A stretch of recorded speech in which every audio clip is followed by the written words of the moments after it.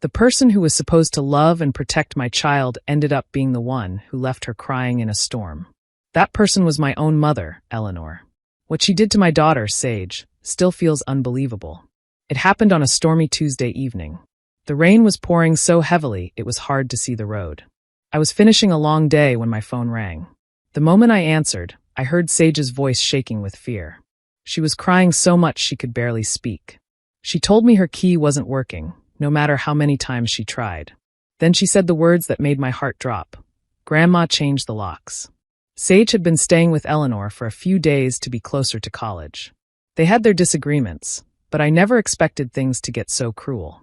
Sage told me that Eleanor had left her standing outside in the rain for 2 whole hours. When she finally opened the door, it wasn't to let her in. It was to call her ungrateful and tell her she no longer lived there. Then she shut the door again and left her outside. With nowhere to go, Sage ran to her car, shaking from the cold, soaked from head to toe, and terrified. That was when she called me. I grabbed my keys and rushed out into the storm. The roads were flooded, and my hands were trembling as I drove. All I could think about was my daughter sitting alone in the dark, crying. When I finally reached her, she was curled up in the driver's seat, hugging herself tightly. Her hair and clothes were completely drenched, and her eyes were red from crying. She looked so hurt and confused, far younger than her 19 years. She fell into my arms the second she saw me. I wrapped her in my jacket and helped her into my car. The rain pounded against the windows, but all I heard was Sage's quiet sobbing. On the drive to my small apartment, something inside me hardened. This wasn't a simple disagreement. Eleanor had purposely humiliated and abandoned my child. She had crossed a line that should never be crossed by any parent or grandparent. When we arrived home, Sage changed into dry clothes and curled up on my pull-out couch. She apologized over and over, saying she didn't want to be a burden.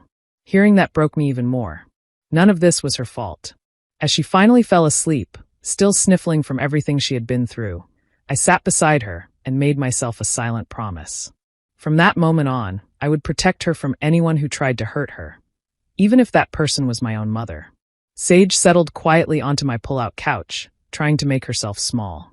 She kept saying she didn't want to be a burden, even though she had done nothing wrong. I tried to comfort her, but I could see how shaken she still was. The way she apologized for simply needing a place to sleep showed just how deeply Eleanor's words had affected her. The next morning, I gathered the courage to call my mother. I wanted to understand why she had treated Sage so harshly, but the moment she answered, her cold tone told me everything. She spoke as if nothing serious had happened. When I asked why she locked Sage out, she replied calmly that Sage needed to learn respect. She mentioned unwashed dishes and a forgotten chore, as if these small things were enough to justify her cruelty. Then she said something that cut deeply. She claimed Sage was just like me. Weak, she said. Too soft. Too emotional. She spoke as if strength meant controlling people and tearing them down. Listening to her, I felt the same old chill I had felt many times growing up. As she talked, memories came back, memories I had pushed away for years. I remembered how she treated my father. She had pulled him close when she needed something, praising him and making him feel important.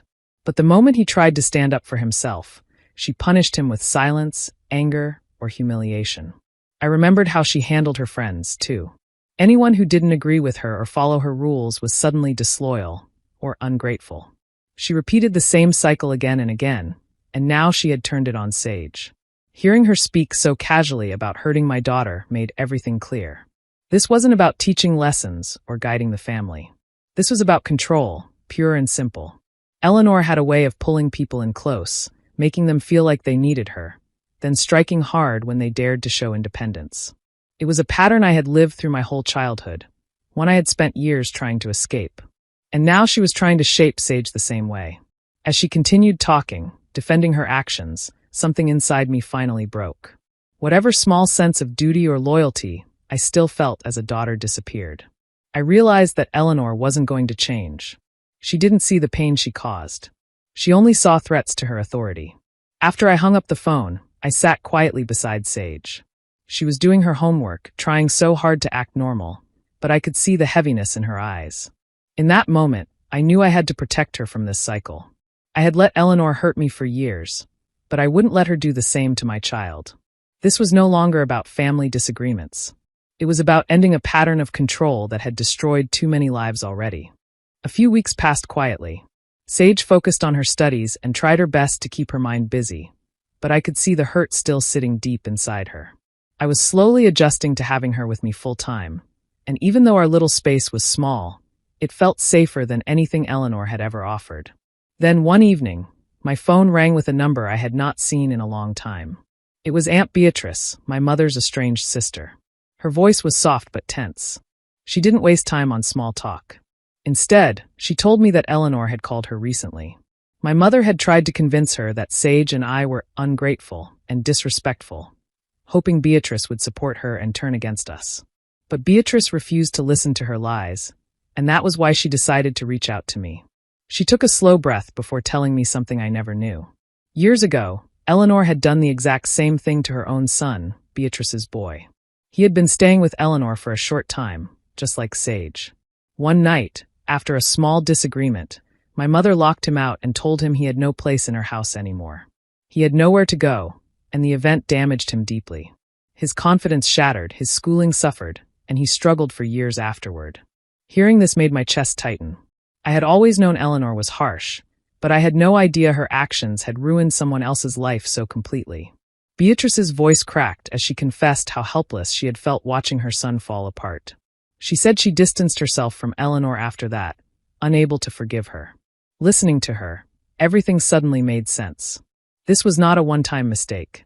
This was a pattern that had lasted decades, drawing people in when she wanted something, then throwing them away when they showed independence or didn't meet her impossible standards. She had done it to me growing up. She had done it to her sister's child. Now she had done it to Sage. After we hung up, I sat quietly in the small living room. Sage was at the table with her books open, studying hard the way she always did. She looked so focused, so determined to prove she mattered. Watching her sit there, still trying to be good enough, broke something inside me. She shouldn't have to work this hard just to feel worthy of basic kindness. In that moment, I knew protecting her wasn't enough anymore. Eleanor had caused harm for far too long, leaving pain behind wherever she went. I couldn't change the past, but I could stop her from hurting us again. I could stop her from hurting anyone else. A slow, sharp clarity settled in my mind. If Eleanor wanted to play with people's lives, then she needed to learn that actions come with consequences. That night, the first thought of a plan formed inside me. Quiet, steady, and determined. It was time to make sure she finally faced the result of her own choices. A few days after speaking with Aunt Beatrice, life felt strangely calm. Sage kept studying, trying to rebuild her confidence little by little. I went to work as usual, trying to keep my thoughts steady. Then something unexpected happened, something that changed the direction of everything.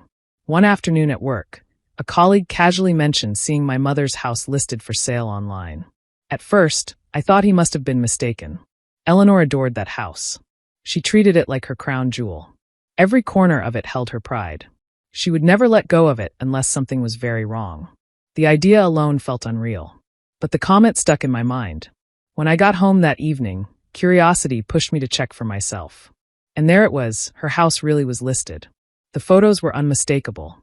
The garden she bragged about, the porch she polished every season, the living room she kept spotless. Seeing it up for sale made my stomach twist. Something serious was happening, something she would never admit. I needed answers. So the next morning, I called one of her neighbors, an older woman who loved to stay updated on everyone's business. She had always talked too much, but this time, her chatter helped me. The moment I asked about the house, she launched into a long explanation. According to her, Eleanor had been struggling with money for months. She had made several risky investments, thinking she could double her savings quickly. Instead, she lost most of it. She had been hiding the problem, pretending everything was fine, but everything was falling apart behind closed doors. The neighbor went on, sharing everything she knew. Eleanor's bills were piling up, she had missed several payments, and the bank was getting impatient. Selling the house was her last attempt to stay afloat. Hearing all this, I felt a strange mix of emotions, sadness, anger, and disbelief. Eleanor had always cared more about her reputation than anything else. Now her pride was destroying the one thing she loved most. When I ended the call, I sat quietly, trying to understand what this meant. For so long, I had been focused on protecting Sage and distancing us from my mother's toxic ways. But now there was something more in front of me. Eleanor was finally facing the consequences she had avoided for years. Not because of anything I did, but because of her own choices. Still, I couldn't ignore the feeling growing inside me. This situation wasn't just an accident. It was an opportunity.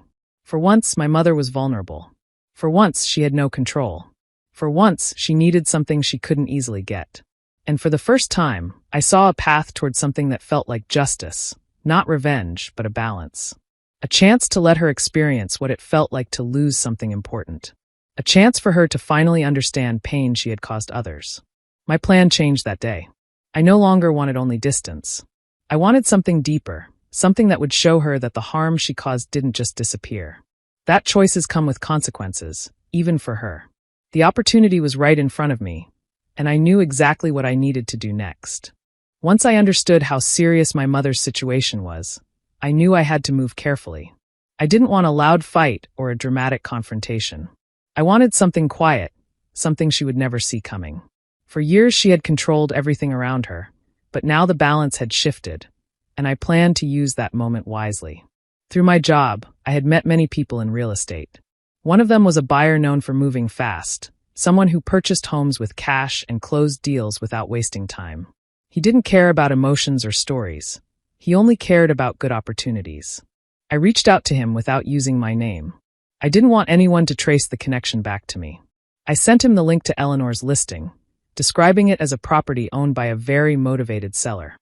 In real estate language, that meant someone who was desperate, someone who needed the sale to happen quickly, even if the price wasn't ideal. It didn't take much convincing.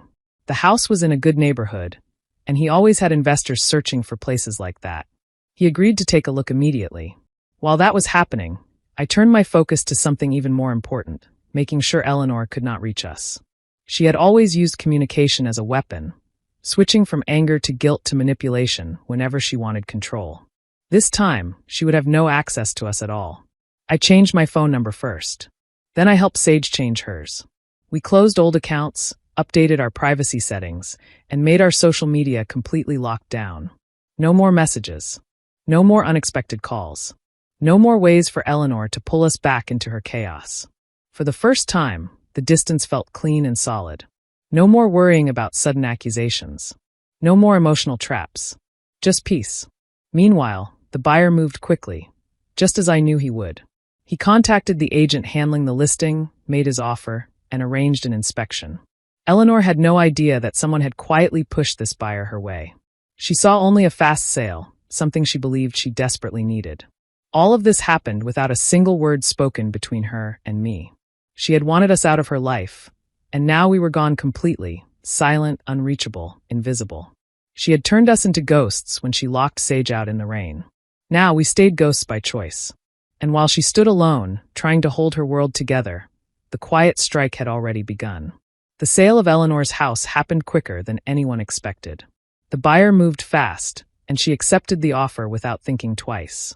She must have believed she could still stay in control of everything, even as her life was falling apart. But the truth was simple. The house sold too quickly, and probably for less money than she needed. Still, she acted as if nothing was wrong. She held her head high, pretending she had made a smart choice. Instead of slowing down and planning carefully, she rushed into her next decision. She put a down payment on a small condo in a new, fancy adult community. It was the kind of place people chose when they wanted to show they were successful and comfortable. The buildings were modern, the fees were high, and the rules were strict. Eleanor chose it because it fit the image she wanted the world to see. She couldn't let anyone think she was struggling. But wanting to look wealthy is very different from actually being able to afford it. The monthly fees, moving costs, and small charges she hadn't expected started piling up. Every little detail cost money: parking, maintenance, community services, even simple paperwork. It didn't take long before the money from the house sale started disappearing faster than she could replace it. She had spent too much too quickly, and now the weight of those choices was pressing down on her. During all this, Sage and I remained completely unreachable. We had changed our numbers and closed every door she used to push her way into our lives. But Aunt Beatrice, who still heard updates from time to time, became our window into what was happening. One evening, She called and told me what she had learned. Her voice carried a mixture of worry and disbelief. She said Eleanor was trying desperately to find us. She had gone through old contacts, asked neighbors, even tried calling people she hadn't spoken to in years. Her tone, which had once been full of authority, had changed. The anger she used to hide behind had faded, replaced with fear and panic. She was no longer controlling the situation. She was scrambling, hoping someone could tell her where we were. Hearing this felt strange. This was the same woman who had pushed Sage into the cold rain without a second thought. The same woman who believed she didn't need anyone, who thought she could stand above everyone else. Now she was the one searching, the one worried, the one running out of options. Her world was slipping, and for the first time, she was facing the consequences alone. The message arrived on a quiet evening, long after Sage had gone to bed. I was cleaning up the small kitchen when I noticed a notification on an old phone we rarely touched. It was Sage's previous number, the one we kept active in case Eleanor ever tried reaching out. I had expected anger or accusations if she ever called, but what came instead was something entirely different. There was a single voicemail. No missed call before it, no follow-up message, just one short recording. I pressed play, and the moment Eleanor's voice filled the room, I froze. It didn't sound like her at all. The sharp tone she always used, the confidence she never let slip, none of it was there. Instead, her voice trembled, thin and weak, as if the weight of everything had finally crushed the edge she always held. "Sage, honey, it's Grandma," she began, struggling to steady her breath. I made a mistake. I have nowhere to go. The condo association is evicting me. Please, tell your mother I need help." There was a long pause in the recording, the kind that carried more emotion than words ever could. Then she added, in a voice I had never heard from her before, "Please? I'm scared." The message ended, leaving the room painfully quiet. I stood there for a moment, staring at the phone. It felt unreal. This was the same woman who had locked my daughter outside in the rain. The same woman who always acted superior, who believed she would never need anyone. And now here she was, losing everything and reaching out to the very people she had pushed away. I replayed the message once more, listening carefully. Every second confirmed the truth. Eleanor was no longer in control. The pride she had clung to her whole life had finally broken. The world she had built on appearances and power had collapsed, leaving her exposed and completely alone. Later that night, I sat beside Sage's bed and watched her sleep. Her breathing was soft and steady. She looked peaceful, far removed from the chaos her grandmother had caused. She didn't know about the voicemail yet, and I didn't wake her. She had spent too long carrying the pain of someone else's choices. She deserved her rest. But I couldn't deny what this moment meant. It was like life had twisted everything around, creating an ironic balance that no one could have predicted. The person who once claimed she didn't need us was now the one begging for help. And the girl she had humiliated and pushed away, the girl she had left crying in the cold, was the only person she could reach. The roles had reversed completely. The student, once treated as worthless, now had the power. And the teacher, who had believed she always held control, was left with nothing but regret and fear. For the first time, Eleanor was feeling what she had made others feel for years. And nothing could have been more fitting. She arrived early and sat in a corner booth, her back hunched, hands shaking slightly as she tried to hide her fear behind a forced smile. When I walked in, she stood up as if she expected a warm embrace, but I simply nodded and took my seat.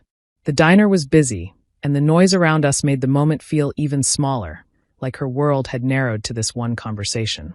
She began talking fast, almost breathless. She described how everything had fallen apart, the condo fees, the unexpected charges, the warnings from the association, and finally the eviction notice. She spoke as if all of this had happened to her by accident, as if she had been an innocent victim of bad luck.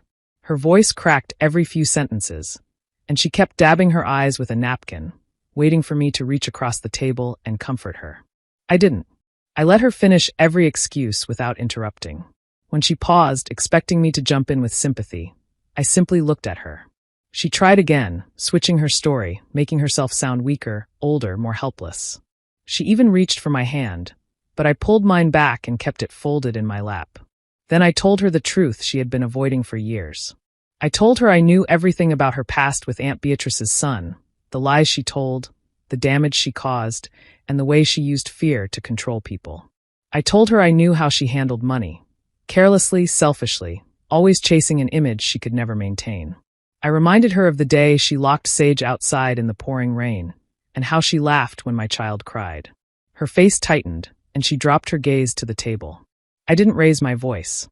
I didn't try to humiliate her. I spoke calmly, the same way she once lectured us, but without cruelty. I wanted her to understand the simple truth. Actions always return to the person who sends them out.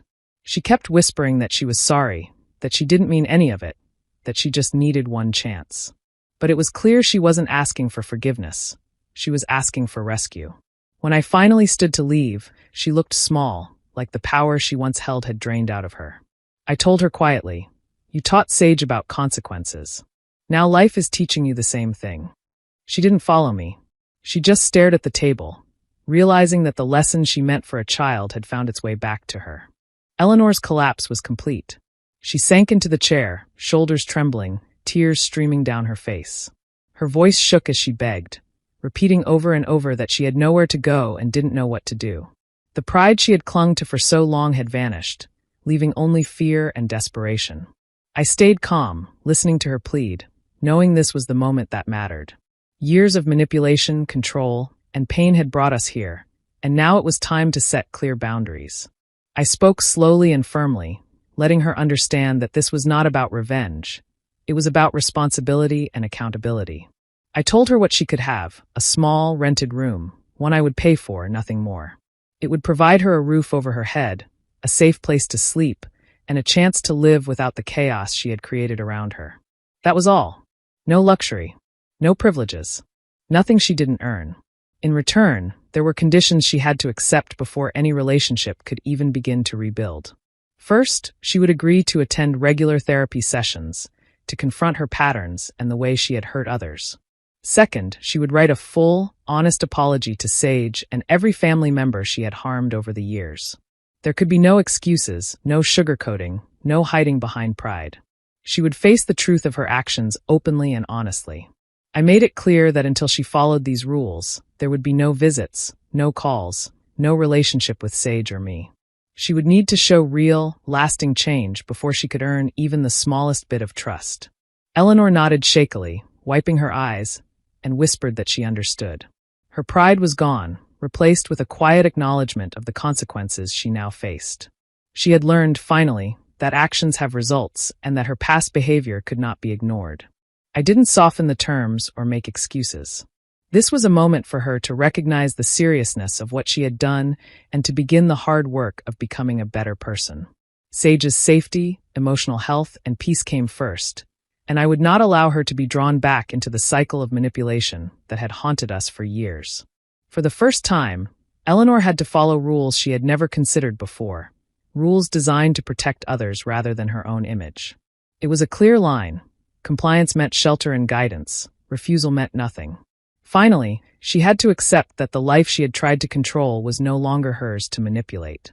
Eleanor now lives in the small room I arranged for her. It is simple and quiet, just enough for her to have a roof over her head.